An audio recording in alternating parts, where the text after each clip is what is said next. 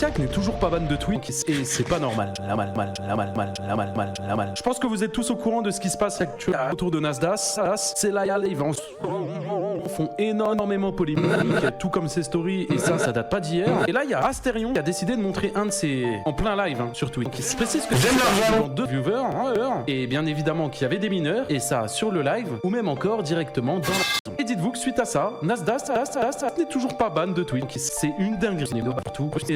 Et bien salut tout le monde, c'est Nasdaq, j'espère que vous allez bien. Aujourd'hui on se retrouve pour la première vraie vidéo de cette chaîne YouTube. Avant je vous demanderai bien évidemment de vous abonner à Asterion, et vous allez voir que c'est super important pour la suite, et de mettre un petit Nasdaq au passage pour me soutenir. Sur cette chaîne Twitch, préparez-vous parce que je vais sortir 300 vidéos tous les jours tant que j'ai pas une abonnée. Voilà, c'est un défi que je me suis lancé auprès de la communauté, et si je n'y arrive pas ou si je manque de 300 seuls jours, je vais devoir donner la somme de 1 euro à la communauté. Alors bon, abonne-toi. Peut-être que tu gagneras rien si j'oublie par hasard du plot Asterion. Bon, bref, maintenant que t'as liké et que tu t'es abonné à la chaîne, d'ailleurs, merci. Aujourd'hui, on va parler d'un youtubeur et on va surtout... Vous allez bien, aujourd'hui, on se retrouve...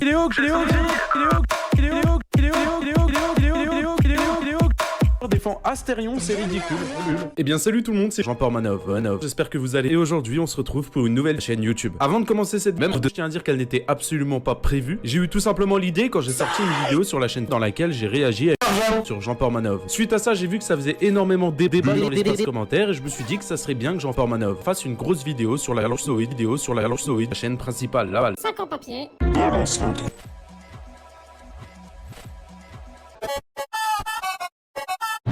Bon, on va commencer par le commencement. En même temps, ça me paraît logique. Jean-Paul Manov, de son vrai nom Raphaël, est un streamer sur Kiki. Jean-Paul va donc commencer ses streams seul sur la plateforme Twitch.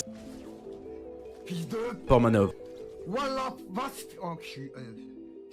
Et tout ça, c'était à ses débuts de Twitch. C'est-à-dire que personne ne le connaissait. On peut voir que juste à partir de là, il ne jouait pas un personnage.